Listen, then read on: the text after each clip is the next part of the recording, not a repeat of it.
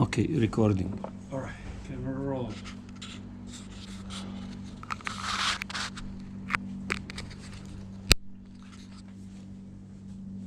Dobrodošli. Čast mi je da predstavim Mirka Gasparija, za koga sam još znao dok sam bio jako mlad. Čovjek koji je odgovoran za mnoge lepe stvari u ovom gradu. You guys welcome. It's my honor to introduce Mirko Gaspari to you, the guy who is responsible for many good things which happened in the 70s, 80s, 90s, and still going on regarding the Oriental philosophy and philosophy in general. Today, we will have a small topic in a casual conversation, talking about Buddhism and Zen Buddhism, particularly in America, and how Zen Buddhism influenced the writers in the 50s, who we know happen to be some kind of revolutionaries. And after that, Mirko, who is very experienced in Buddhism, will talk about Zen in general. So, I guess it's your time. Okay, thank you. Well, obviously I've been asked to speak in English because most of the audience is English speaking. So this was a bit of a surprise, but I think I'll manage it. As Srđan said, I have a degree in philosophy, and I've studied Oriental studies, dabbled in some Sanskrit and Chinese, but have studied Buddhist philosophy and Buddhism in general for over 30 years now. But in spite of being a philosopher, I did not constrain myself to study Buddhism as a philosophy only, but have also been a practicing Buddhist for almost as long as that, so almost 30 years. We have a small, they're now in Serbia, it was the former Yugoslavia. I think all the three main Buddhist denominations present in the West, Southern, Southeast Asian Buddhism, Theravada Buddhism, there's a group here, around an NGO, let's say, called the Middle Way, Srednji Put. There are several strains of Tibetan Buddhism here, present here. One of them is called the Diamond Way, obviously, tied to this Lama Ole Nidal. And I belong to this group, small group, but we call it a Sangha, a kind of Buddhist brotherhood and sisterhood, revolving around, it was very fluid. We first did the Japanese Zen, Japanese style Zen, then one of our members left first for Thailand and then Sri Lanka, and after that he wound up in Korea and then spent 20 years in Korea and then came back to Serbia. So now we're sort of the style we're practicing is closest to Korean style Zen. We have a little center in Belgrade, which we share with a Vedanta yoga center, so it's basically a yoga center. But we also have a retreat place in the country in Ovčar Banja. It's a very nice area. It's a canyon, and there's a cluster of Serbian Orthodox monasteries there, and we are sort of right in the middle of them. Actually, we're right across in this lake made from the I think Western Morava River, right across from a nunnery, a Orthodox cloister, female monastery. which now has very few practicing members. Anyway, this is in a way just to give you some idea of my approach to Buddhism and to Zen. So I did both, let's say, theoretical studies and practical studies. And during the 80s, I was fortunate enough to be part of this project with this other Serbian Orientalist, Dr. Dušan Pajin, also a philosopher, but I would say a somewhat more serious Orientalist than me. And the writer, David Al-Bahari, some of you might know him, we founded this journal, we called it The Cultures of the East, Kulture Istoka, and it was an attempt to strike some middle ground in popularizing the spiritual traditions of the East, everything from the Middle East all the way to Japan. So everything from even the Christian Isichas tradition, but definitely Sufism, all the way to Zen in Japan. And the middle ground I speak of is we try to strike this golden mean between very serious but somewhat boring and offsetting to many lay people academic approach to Buddhist and other spiritual traditions, and the wild popularization which was also present in Yugoslavia and later in Serbia at the time, with publications like The Third Eye, Treće oko, which it's a kind of wild popularizing approach typical of New Ageism, let's call it that, a kind of very loose and unreliable. So it was an attempt to strike this middle ground, but we also dealt with not only the spiritual traditions, but their influence on literature and art. So it was devoted to the spiritual traditions themselves, but also in the widest sense to the artistic tradition and the literary traditions of all the countries from, I would say, Turkey to Japan. So basically Asia. That's why we called it Kulture Istoka, Cultures of the East.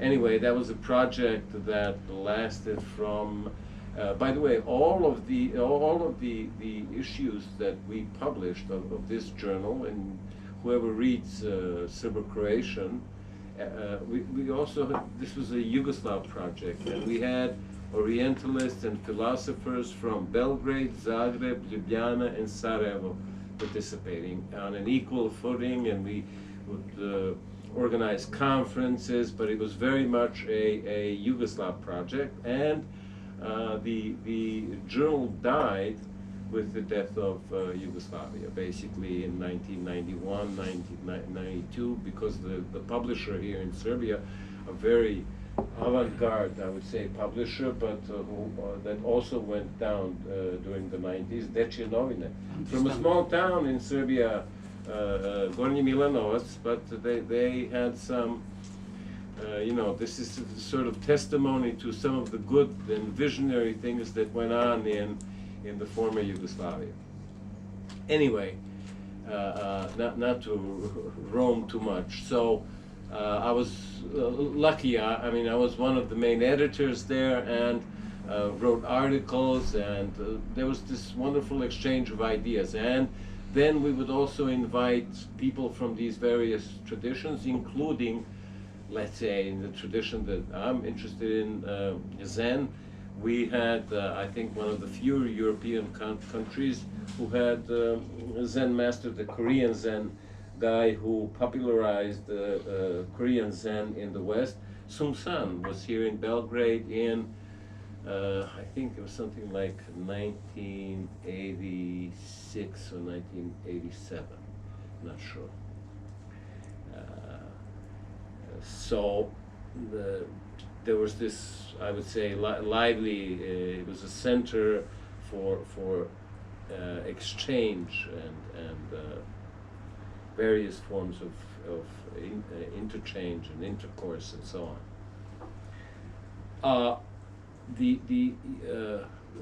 There was we didn't really know what to call it, but so we named called this evening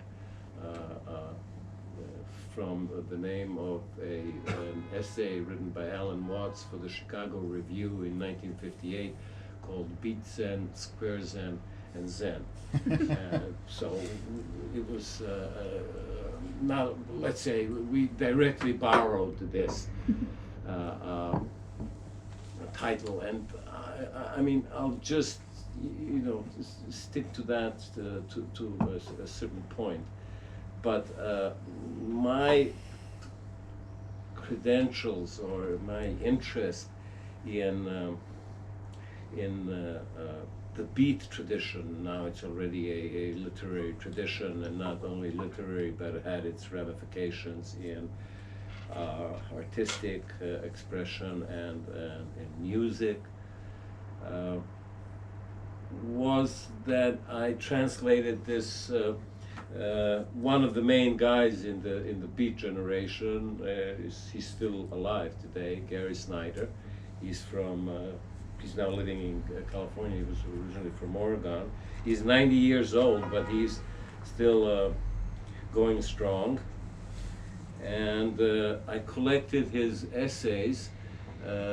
He writes poetry and essays. Essays on Buddhism, on environmentalism, and generally a kind of social criticism, which I think was very, very influential, not only in the 50s, but had his ideas had a wide, broad influence on the ideas of the 60s, actually, on what is now known as the counterculture, on all forms of environmental studies or ecology, apart from his main vocation, which is poetics.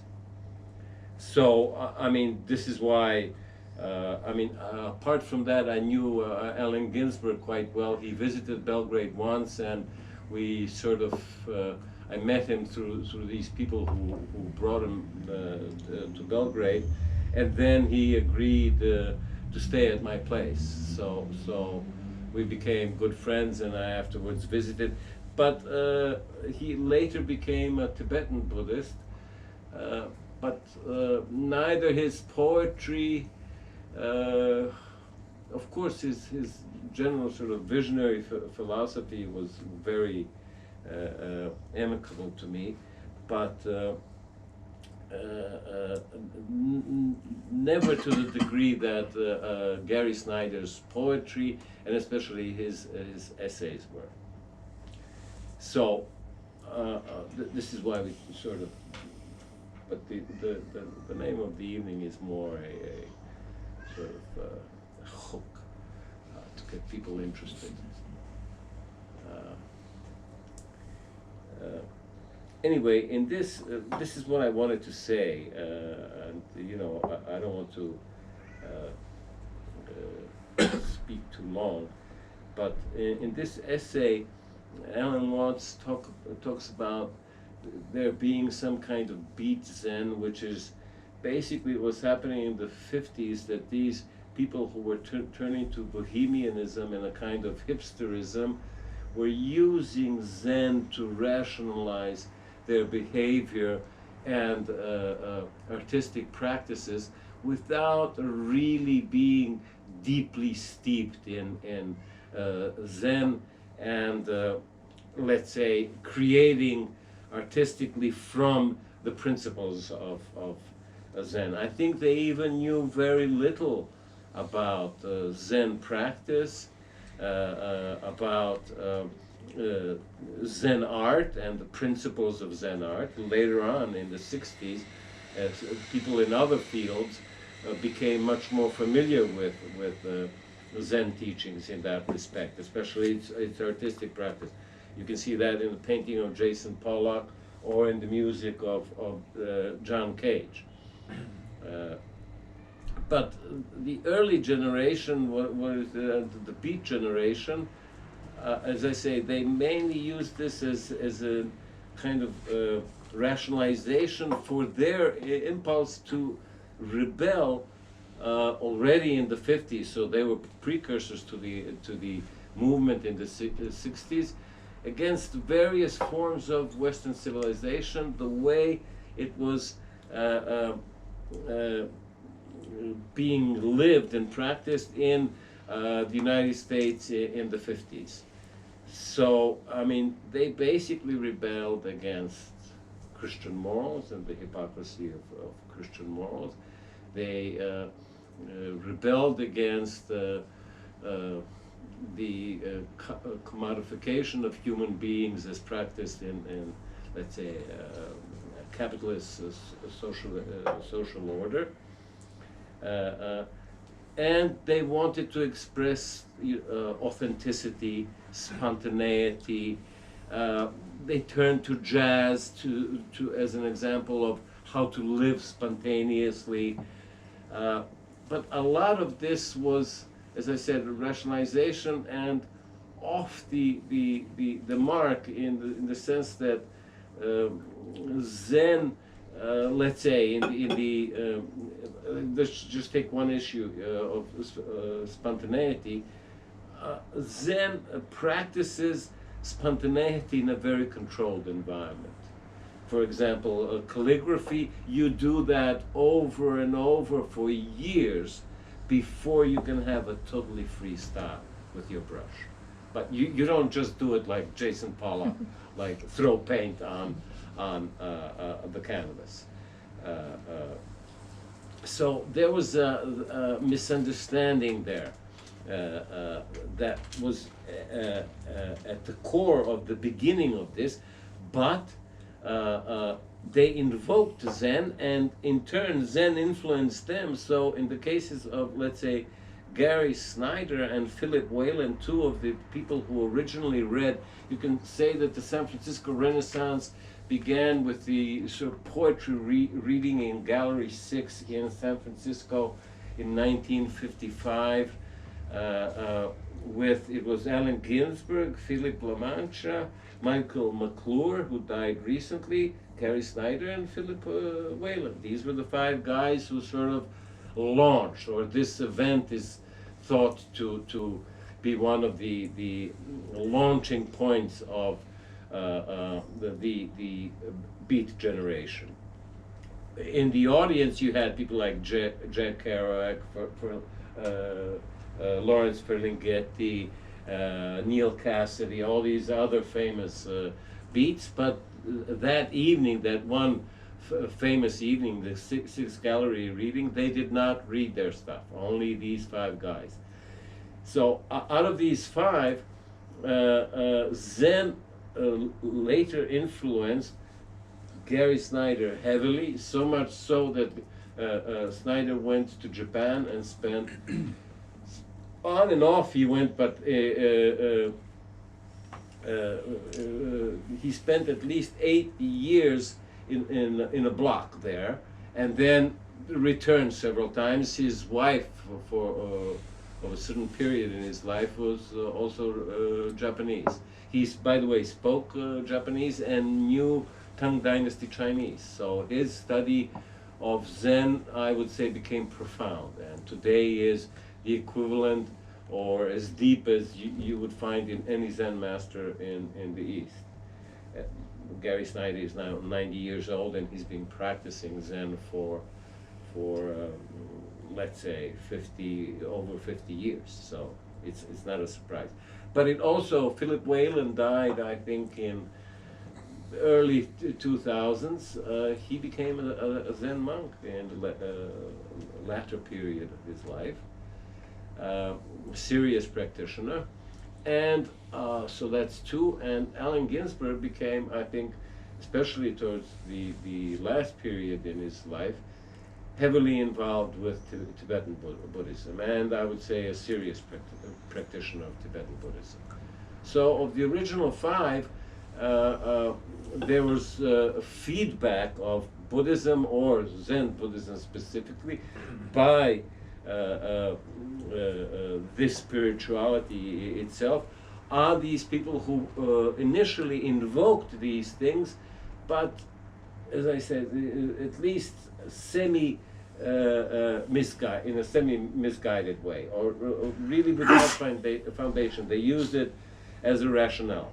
Anyway, in this essay, so Watts points this out, that beat Zen is not really, if you could distill some kind of Zen as being sort of universal, it wouldn't really, the hipster Zen wouldn't really fall in this category. But as I said, this had a broad influence on music. You're aware, let's say, John Cage is the first guy who tried to include silence in music, a concept that is supremely important in, let's say, Japanese flute playing, Zen flute playing. Generally in Zen, where emptiness is one of the key ideas, if you had any kind of musical expression, you would have to somehow point out to silence. And John Cage, I think, did some serious study of that. But anyway, Watts also talks of square Zen, which Zen is basically Chinese. It's a blend of a high Indian Buddhism, Mahayana Buddhism, and it's fairly sophisticated metaphysics, either as the philosophy of emptiness or the philosophy of consciousness only. So very sophisticated philosophical Buddhism with very naturalistic Taoism. So these two things, Mahayana Buddhism and Taoism, came together to make this unique product called Chan in China, and which later became Zen in Japan. And you had great Japanese Zen masters, one of them, let's say, being Dogen, a great philosopher and so on. But if you look at today's, and this was what Watts was referring to as square Zen, if you look at the kind of Zen being practiced today, it's almost the opposite of what the original Chinese had in mind. It's very regimented. It's almost militaristic. It's authoritarian. It invokes tradition, obedience. One of the first impressions you would have is, how is freedom possible with such severely strict discipline and such a heavily regimented life, where even things like insight into one's true nature or enlightenment, satori, you're given certificates of whether you have achieved that or not, where you can stick it on the wall that you have, it's your seal of approval, your inca, that you're kind of enlightened, let's say. So you know, like you have a degree in something, so you have a degree in enlightenment. Of course, this is not what the original Chinese had in mind. When you look at the literature with these Chinese, I think Watts also cites this example. What is Zen? Zen is carrying water and chopping wood, which sounds like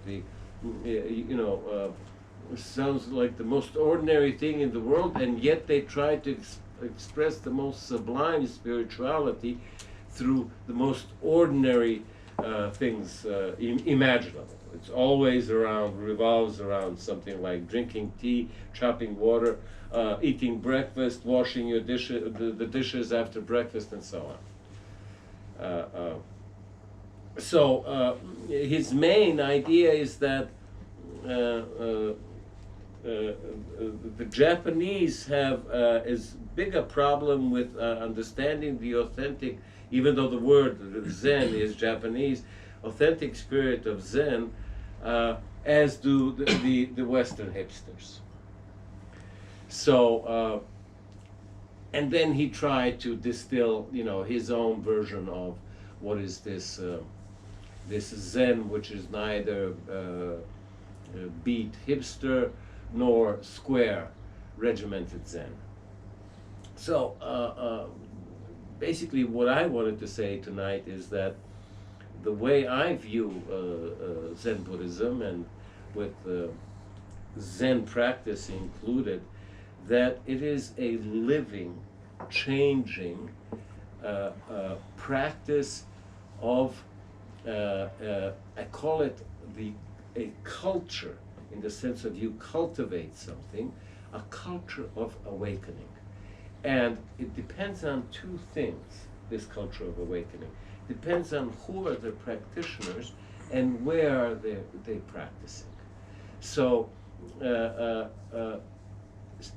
this awakening being the essence of Buddhism, Buddhism has managed to adapt and to change and to acclimatize itself to the various different cultures where it spread.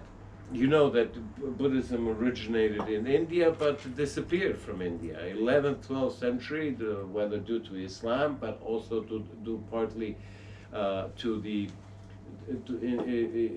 indigenous Hinduism, which did not tolerate Buddhism very well because of its negation of the Vedic tradition and caste system. The main thing is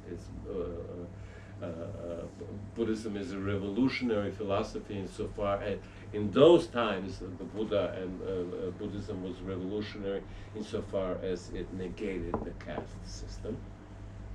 So all this that is essential to Indian society even today. But Buddhism spread and became the foundation for the cultural unity of all of Asia, from South East Asia to Northeast Asia, so from China to Cambodia, from Sri Lanka to Japan.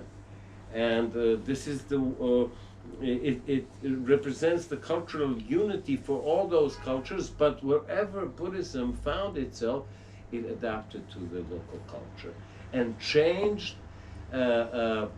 everything, even its practicing ways, some of its morals, some of its ideas. Let's say if you take this is modern now in modern Buddhist studies, to see the attitude towards women that various traditional Asian societies had, some very conservative and patriarchal, some more liberal. But anyway, Buddhism adapted, and this is the secret of its survival.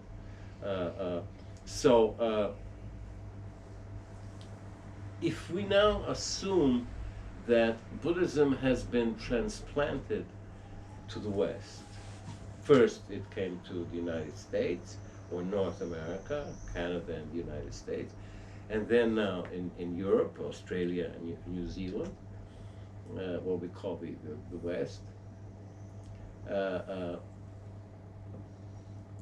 The measure of it being a living practice, what I call a living culture of awakening, is to what degree can it adapt, incorporate the elements of the culture where it moved, where it was transmission,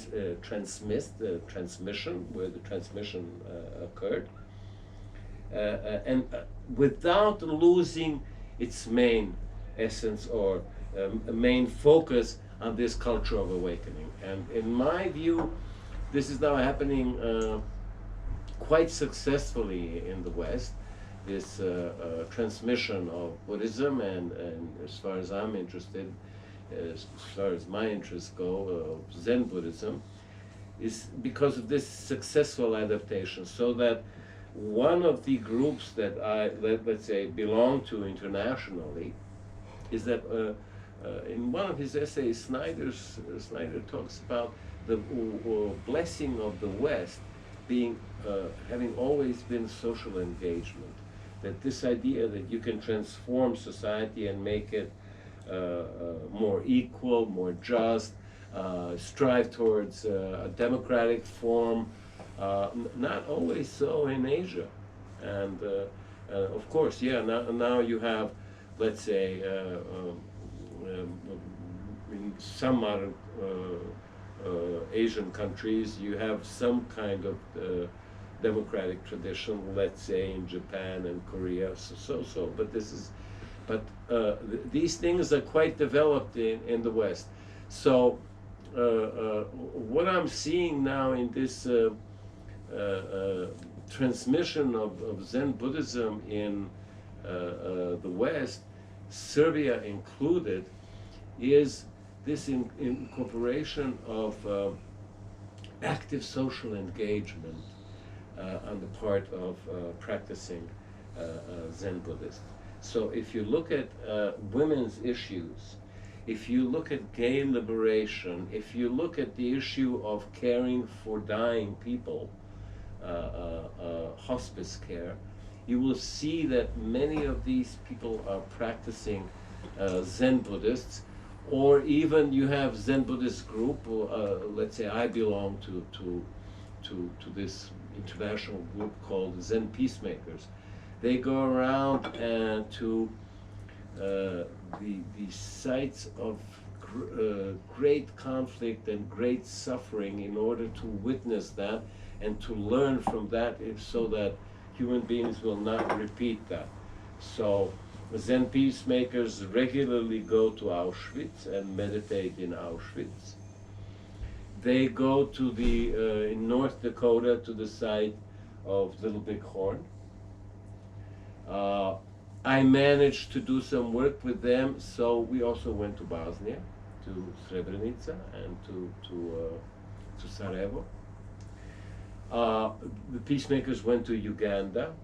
The idea is to bearing witness is to recognize that you have this potential for this kind of evil. Everyone has this potential in them. And it really begins, when you listen to modern day peace activists, they say, of course, you have hateful action. And today, hate speech is even a regulated offense, a crime in most countries. But no one talks about having hateful thoughts. That hate speech cannot originate just like this. You must first have certain hate or hateful thoughts in you, and this is where the Buddhists come in, because they do this meditative kind of practice, which is introspective, and they would bear witness how these hateful thoughts, which can lead to hate speech and ultimately to hate action, ultimately to even things like genocide, begin with one hateful thought.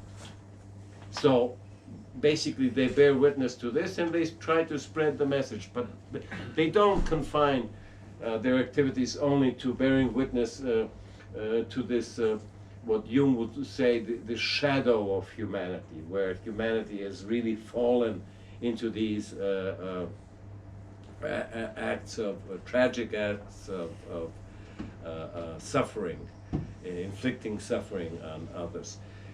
They're also active in care for the homeless. So you've probably heard of Zen retreats, and those are the kind we practice here in Serbia as well.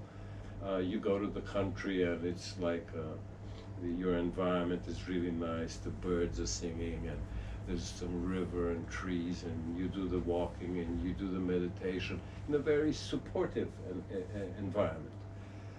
But has anyone heard of street retreats? Where Zen Buddhists in this group, they go out to, this is mainly in the US, where you have so many homeless. You have homeless here in Serbia as well, and other places. But they started this practice, and you do your 1 week retreat, your Zen practice, with the homeless, assisting the homeless as much as you can, except you don't take any money.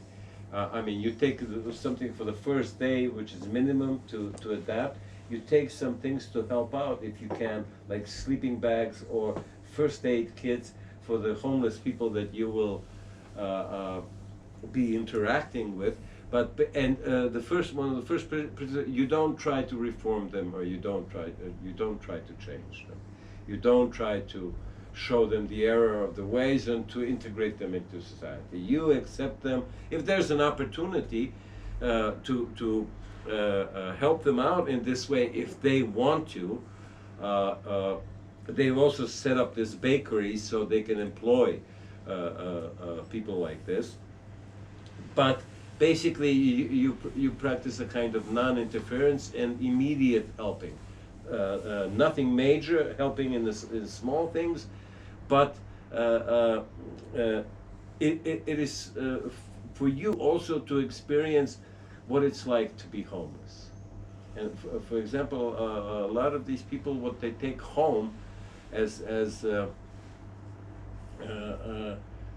from interacting with homeless people is not that the homeless desire so much food and a nice place to sleep. They get by in these things. What they desire most is human communication. Most people, when they look at homeless people, is they turn away. They desire eye contact and ordinary human communication, without anything coming out of that communication. No betterment, just communication on a human level. So they're active in the field of homelessness, let's say, but also, as I said, women's issues. You have a number of Zen teachers now which are women in the U.S. One of the most famous Zen centers in New York, in the Village, is led by a woman Roshi, a woman Zen teacher, Pat O'Hara, Enkyo O'Hara. And but these women are now very active. The head of the Roshi in the famous Zen Center of Los Angeles is also a woman.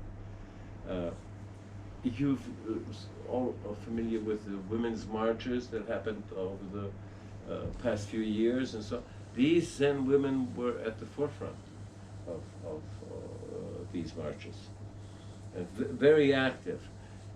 I also mentioned gay liberation. This is because of San Francisco, one of the first and key institutions of Zen in the West was Suzuki Roshi's San Francisco Zen Center, and now, I mean, it's a powerhouse. They have a place in the countryside, Green Gulch Farm, and they have a real retreat center, Tasahara Mountains, for serious retreats.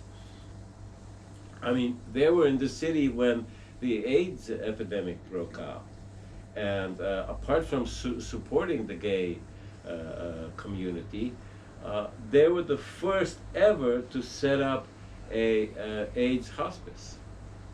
The Zen Center of San Francisco was set up the first AIDS hospice in the United States. So these are also the... Anyway, the point of this, now I've made this, digressed somewhat longer than I'd hoped, is that here in Serbia our scene is quite different. It's more modest. There are never any more than 10 core practitioners. And I'm going to a retreat next week, and you know, the people who are able to manage a hardcore retreat of, let's say, 7 days where you meditate a lot, you have a lot of practice, something like 8 hours a day with, of course, breaks, and you keep total silence. So only, you know, these are small communities. But my main point is that this culture of awakening that is Zen must adapt to the people that are practicing and the environment in which it is active. One of the ways is to adapt to the country and the practices in that country. So personally, I'm active with the NGO scene, or relatively active, because I worked in that while still having a kind of career. And the other way is to translate all of this stuff into, so let's say we have the main sutra that is chanted in all Zen monasteries throughout the world, especially in Asia, but now in North America, Europe, Australia, is the Heart Sutra. And yours truly and my friend Opan Sunim Vladan Velimirović, Aka Vladan Velimirović, we made the first and did a public performance of the first Serbian translation of the Heart Sutra here in Belgrade. Anyway, I think I better wind it down now. So yeah, that's we agree. But you remember we want to give option to yes, of our course, audience to ask you a few questions. Of course. That's 15-20 minutes if you have a strength. Yeah, you're okay. Yeah. Oh, cool. So, shoot it, guys. Any questions? Yeah, please. So I'm wondering where the imperative for social activism comes from in Zen, because I've met some Zen people in China, and one teacher told me, for example, I should try to change myself, I should not try to change the world. So I'm wondering, is there something in Zen particularly that calls for social practice, or one of the sutras that are held sacred by Zen, or is it simply the fact that it kind of blended in well with the Beat generation, with people who were a little bit rebellious and looking No, it blended well with what is sort of Western social practice. Yes, you have, in Buddhism in Asia, you have all these altruistic organizations, also practices and so on. As far as Zen itself is concerned, I can illustrate this with one traditional story.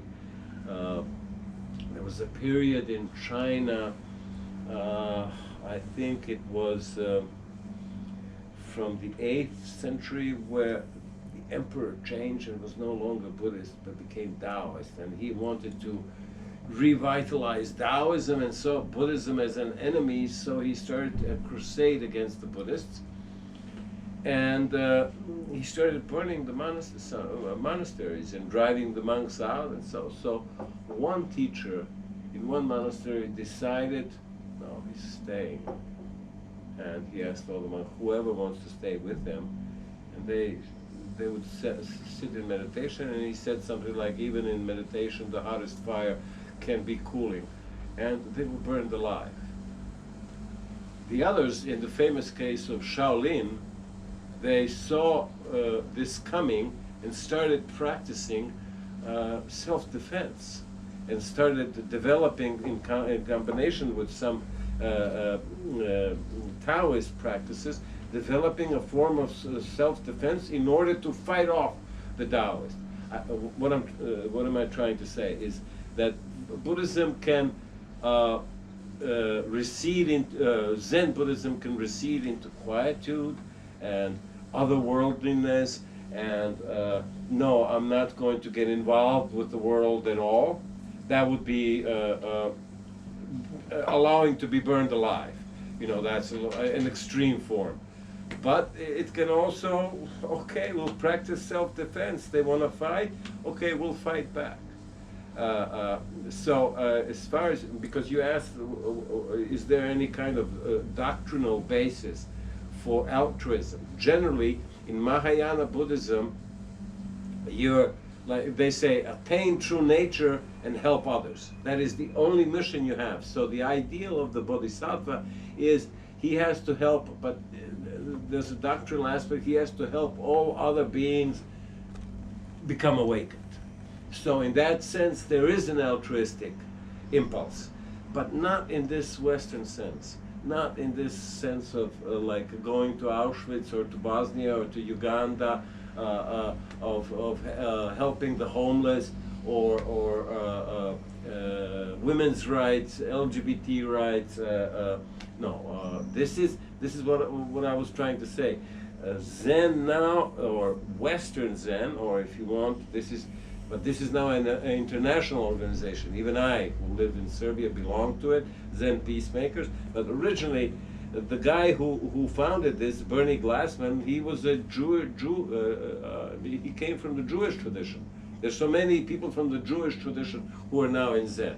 And like the Jewish tradition has this strong activist tradition, and I think he made quite a successful synthesis. And a lot of people that are attracted to Zen, are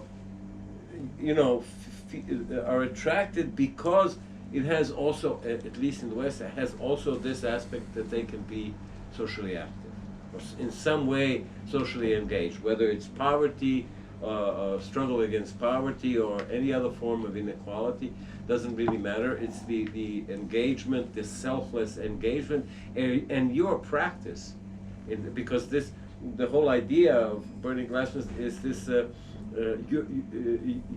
your practice is best tested not in conditions of complete isolation and quietude, but actually on the street, where there's shouting and chaos, and so your inner stability and your perception of your true nature is best tested there rather than in these perfect conditions.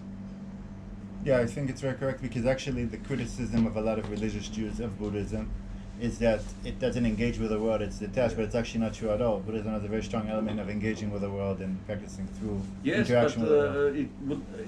You do have in traditional, if you look at traditional Asian societies, they also have this altruistic. But for example, if you take states like Thailand and Sri Lanka, their practices, Buddhists, the way they behave towards either women or people of other religions. Look at what's happening in Myanmar, in Burma, towards the Rohingya. Their Buddhists are at the forefront of persecuting Muslims. Yes. So it's a very strange mixture of their traditional kind of altruism with very conservative traditional forms. For example, Thailand for sure, and perhaps Sri Lanka, they have, it's through law, on a state level, abortion is illegal, for example. And Buddhism in not only Zen, but in the United States, the women who practice Buddhism wouldn't hear of a ban on abortion. They wouldn't be Buddhists if this was. But somehow Buddhism has managed to survive, obviously in Thailand and Sri Lanka, and maybe in a less vital form as time goes on, but very sort of like a stuffy institutionalized religion, as happens with many institutionalized religion, and obviously in the West, where a lot of the leaders of the various forms of Buddhist communities are women, and they've transformed and gave their stamp to the kind of Buddhism being practiced. And when you have people like Dalai Lama come to the States, he's thrilled that this is happening. He says, I cannot do it in Tibet or in Dharamsala because of this reason. There are some other high ranking Buddhist figures like the Karmapa. He said, no, I'm legalizing abortion, I'm giving full, he can do that. Full Buddhist ordination to women. Dalai Lama has an excuse when he's in Dharamsala. When he's in the United States, he's praising all these changes. All I'm trying to say is that it's not like some Asian Buddhists would say, oh no, what you Americans are now doing with Buddhism, that's not good. This thing, women's lib, LGBT, abortion, no, you can't do that. No, he's saying, great. Anybody else? Can I ask a question? Yes, thank you very much. I'm Yuri from Belarus, and I'm also in fond of. From where? Belarus. Belarus. Yeah, Okay. and I also like Big Generation and Gary Snyder, and I think what you just talked about a lot. It's his essay like Buddhist anarchism, right? Buddhist Yes, anarchism, right? yes. I actually translated also in Russian. So, Okay. but my question is like connected to. So you mentioned a lot this like concept of hipster, right? Hipster, right? That actually also like quite popular now in popular culture, right? But what do you think about the origin of this term, right? Which is also connected to like 1940s, right? You know, like Hipster was used for it was beatniks. picked up by beatniks, right? But I mean, if you compare how it's used today, right? There's obvious difference, right? How it's used today and back in. I'm not by sure beatniks. I'm fully familiar with what it means to be a hipster today. I mean, for example, in both Soviet countries, they use it for like shallow, like kind of not like pseudo bohemian, like art, more like kind of more commercial, like person, very shallow, like. Well, here, what I see in Yeah. Serbia, it's more like a fashion thing. Yeah, You fashion. know, Yeah, fashion. It's yeah. like a hipster is a guy who has a long beard, Yeah, or yeah, very yeah, cultivated yeah, beard. yeah. He wears fashion clothes and stuff like. And stylistically, maybe there's some interesting things there, but maybe someone could talk about the Zen of fashion. But No, but my point is, so do you agree that the way they use it in 1940s and I mean the origin of term 1940s, right? So well, it it's- comes it's- from it's being it's hip. different, right? This is like this term beat. Beat Yes. to be in rhythm, to be in rhythm with your true nature, with nature, with. It meant a lot of the times it meant to be attuned to your impulses, which basically it's not Zen to act out on They call every one of your impulses. No. They call it jive. Yeah, yeah. And that was connected to the jazz who started to go a little bit out of the stream, and then they were hanging together in the clubs. The white people who dared to go to the black clubs, they became, Norman Mailer even made an essay called White Nigger. And he was proud to announce that I'm a white nigger because I have emotions, and I can jive, I can go and pick up the vibe. So that's how that started, that beat thing. And then, the influence of the Zen and Buddhism came a little bit later, who actually give them a focus for some No, but better than that. do you agree that today they use this term differently, right? It's not the same as Hipster, yeah, I would assume so. Yeah. I'm not really sure I haven't seen an articulated philosophy of the present day hipster. I think there's no philosophy. Yeah, nothing. Just ideology. So maybe he tried to formulate the question of maybe he feels sorry we don't have that strong characters like these artists beatniks from 50s who actually stood up for the rights of the whole nation and influenced many Oh yeah, they were intellectuals. very brave. I mean, if you remember, I mentioned the Sixth Gallery reading in October of 1955. This is when Ginsberg first time publicly read Howell was later banned. Yeah, he was on trial. Yeah, And that's where yes, the first for amendment. obscenity. Yeah, the First Amendment was they won. The judge took 2 weeks to make decision. He bought the copy of the Ulysses from James Joyce, and he retreated to mountains to read it and make decision. He came back and said, "I do believe this is not the pornography, and I do believe the Muslim American people will also believe what I believe." And he cleared out the Ferlinghetti. And Ginsberg and Ferlinghetti became Yeah. the best publisher. He took a risk, and he was brave. They were all brave. Today we don't And it was have. quite visionary because these were the mid '50s when even mainstream America was getting its first taste of, let's say, consumerism and abundance, and they rebelled against this, because right after the war, America was still fairly poor. 1940s. I mean, but for a mainstream middle class to have abundance in the 50s and to say, no, we don't want this, this is artificial. This is consumerism. This is alienating. I saw the best minds of my generation. You know, destroyed.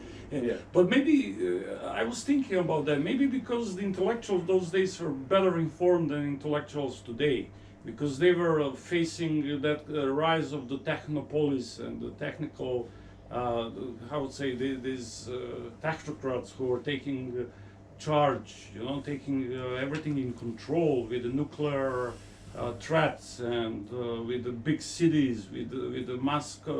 Well, they had one spiritual father. It was Kenneth Rexroth. I mean, he introduced them.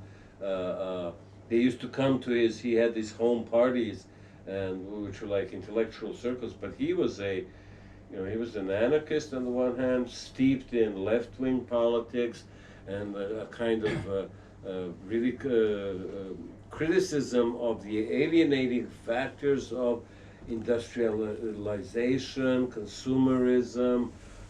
I mean, he was Kenneth Rexroth was much closer to a classic European, heavily educated intellectual than any of these guys. Even Snyder, I mean, Snyder took the trouble, he was interested to learn Chinese and to learn Japanese. I mean, that's pretty serious. But well, maybe I'm going too far, but you know, comparing American intellectuals from 50s and 60s to European intellectuals, I haven't been there. You know, 60s I remember, like I was a kid, but now when I do a little bit of research, American intellectuals were, it seems they were ready to put everything on the line. European intellectuals were, you know, they were all streaming toward the privileges and the titles. Yeah. I always in the sphere of comfort. That's right. Comfort zone. You have a feeling when you talk to these guys who are, you know, claiming they're big revolutionaries and whatever, and then, you know, I tell them one morning, if they shake you in your sleep and they say, now you're sir, that you'll be very happy man, you know.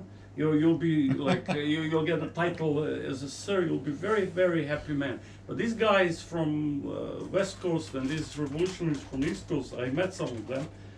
They didn't care, man. They were going for a real thing. They wanted the world to be changed. No, but I don't agree. So American intellectuals. I mean, I was studying in the US. Actually, I had also a degree in philosophy. I went to the school where John Cage was, the new school, right? So. I don't like. I guess it must have more like European intelligentsia, because European intelligentsia are much more leftist and politically involved, while American intellectuals, especially nowadays, they just produce discourse and they capitalize on discourse, right? And the majority of them were liberals. There's no like Marxism was never popular in the US, and it was imported to Europe, right? From Europe to the US. So in fact, American intellectuals were liberal, right? So it means that. They're not very radical for me, you know, like it's very different from French. And French intellectual doesn't like Americans because American, academia, because American academia is just about transforming into a commodity, right, working with the market, right? Well, like because I have a friend who studied in Paris, right? So well, French is like it's more deep, it's more political, it's more politically engaged, right? But I think the two of you are talking about two different periods. You're talking about the present, you're talking about the 50s. That's right. In the 50s, there were American thinkers who were very serious, they went the whole way. But in the Europe, the intellectuals were to a large core still part of the aristocratic tradition. They still, it's a very traditional society in many ways. While the US, despite being more capitalist, is actually a lot more, people can really reinvent themselves and really go the whole way with their belief in a very strong way. So, two different periods. Well, I had a dream, meeting on a big sewer, Richard Brodigan, and all these guys who committed the suicide, like Hunter Thompson, they all blow their heads with the guns, because they were going all the way, like when you go to the big sewer, and when you come, you go all the way down, then you and Melville and all these guys, then that's it. You did what you were supposed to do, and there are no regrets. You just go for it. It's like almost like these guys from Japanese samurai, putting coming to the edge and finishing with all these privileges, with all the bullshit going in That's the media. the other side, a lot of this rebellion against mainstream convention went hand in hand with a lot of self-destructive behavior. A lot of them. Kerouac drank himself to death. Burroughs was a junkie for many years. Well, he lived. Yeah, he survived. Okay, some didn't. A lot of them died. I want to. I mean, not only the beat 50s, but the 60s, the whole counterculture, and the Zen practice was a welcome balance for that. It gave some people a way to rebel against convention and change their lives without being self-destructive. No, but sorry, one more point. So what Joshua said. So I still like I read also another article, more academic, about relationship of beatniks to politics, right? Like it's called anarchism also and the beat generation, right? So the point is, beat generation itself, they were anti-communist, right? So Allen Ginsberg became politically engaged as a human rights, like advocate, and he became a millionaire by selling his poems, right? Right. But my point is, they were anti-communist, right? In terms of like, No, they were anti-Stalinist. they were pro-American. They were like pro-capitalist, right? Very So, leftist. I mean, Gary Snyder belonged to this international workers of the world, but they were anarchists and anti-Stalinist. You have to, if you study the West Coast left-wing intellectuals, they were always, unlike the East Coast, which they had a dilemma whether to support Stalinism or not. They knew about what was going on in Russia, but they thought that, like internationalism, you have to have this solidarity, so they were quiet about it. West Coast, not so much. They were free of that, so they opted, they were much, they studied Kropotkin and these people more than they did the left-wing classics. Okay, one point. So, but you should consider also the fact that since 1960s, how it's used today, right? So it's used by conservatives, right? For example, I'm from Minsk. You go to McDonald's, you can listen to rock music, right? So let's say this transnational corporations, they sell to us, like post-Soviet people, right? All this rock music, right?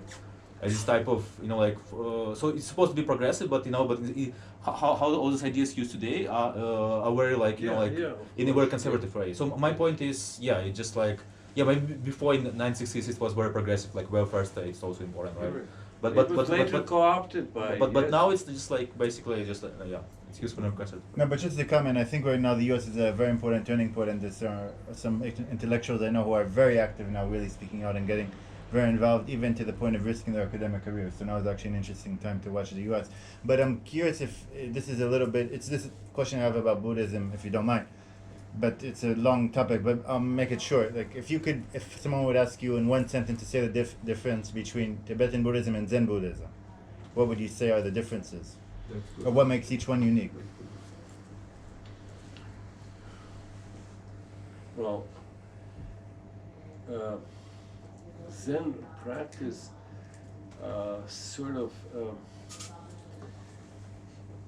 you have this doctrine of like 3 layers or 3 bodies of reality in Buddhism, the Trikaya doctrine, and basically you have this like Nirmanakaya, this level of egoic consciousness, then you have this level of subtle energies and what they call the body of enjoyment, and you have Dharmakaya, or the ultimate reality.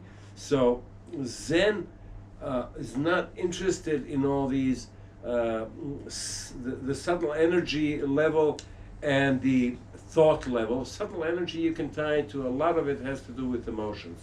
So they try to cut through that directly to reality. It's not for everybody. And it can be for some people mentally trying, or if you're not stable to begin with, you could encounter problems. The Tibetans, they give you a lot of toys and useful means: chanting, visualization, mandalas. You have all these what is in Buddhism called skillful means, and you work progressively from your negative thoughts to positive thoughts to energy levels. You work slowly, and only ultimately this Dharmaka, this pure truth level is almost like for the select few. And also you have very important in Tibetan Buddhism is relationship with the guru, with the teacher. Yeah, people even take refuge in the teacher. Yes, essential. And you have to develop your emotions in relation to your teacher. Basically, you generate a kind of compassion and loving kindness through your relationship with your teacher. So that's why Tibetan Buddhism became more popular actually in the West than Zen. Even though Zen was first in the West, before any Tibetans came. In the 1930s, you had the first, even at the beginning of the century, the earliest. But let's say it was Daisetsu Teitaro Suzuki and these others, from the 20s and 30s onwards, you had influx of Zen in the West. One more last question Sure. from her. Regarding Zen koans, Okay. how much are they actually active part of active practice? Because I read somewhere, unfortunately I cannot reference it, that they are not constructed for the Western's mind. Like the Well, structure. koan practice is a practice of one.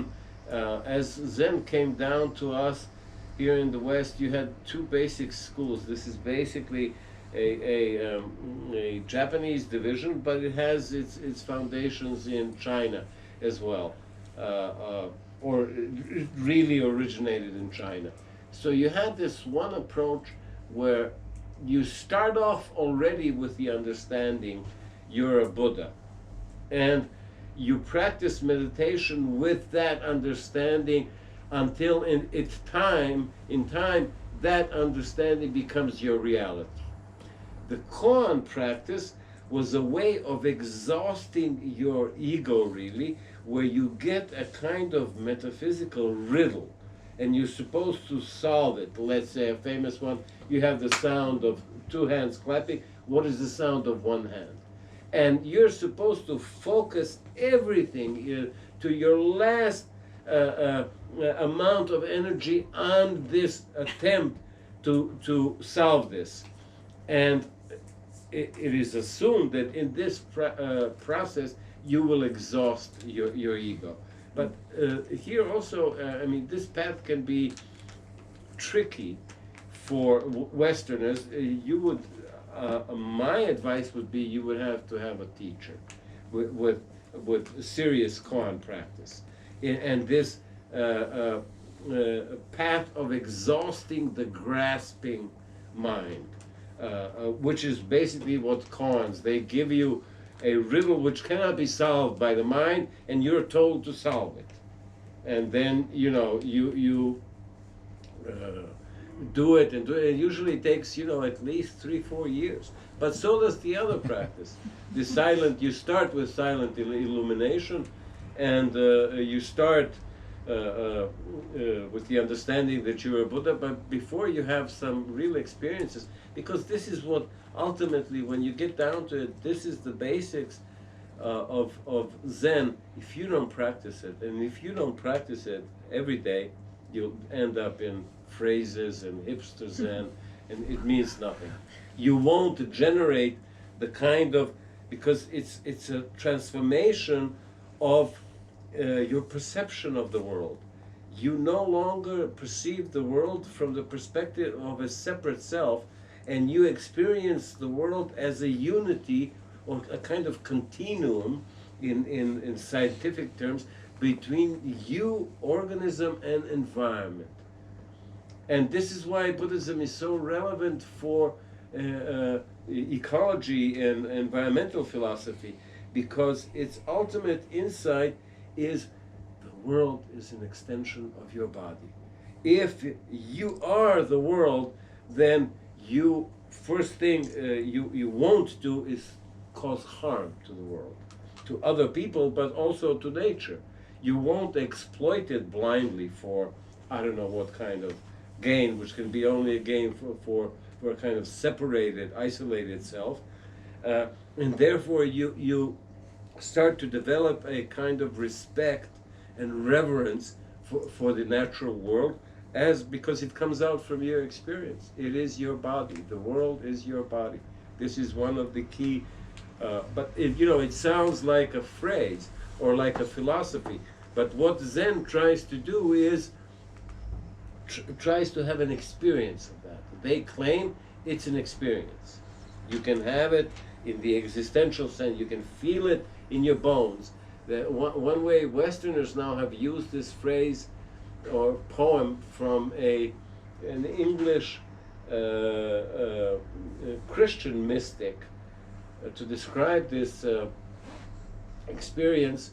You never enjoy the world aright, correctly, until you feel the seas flow in your veins, till you're clothed with the heavens and crowned with the stars.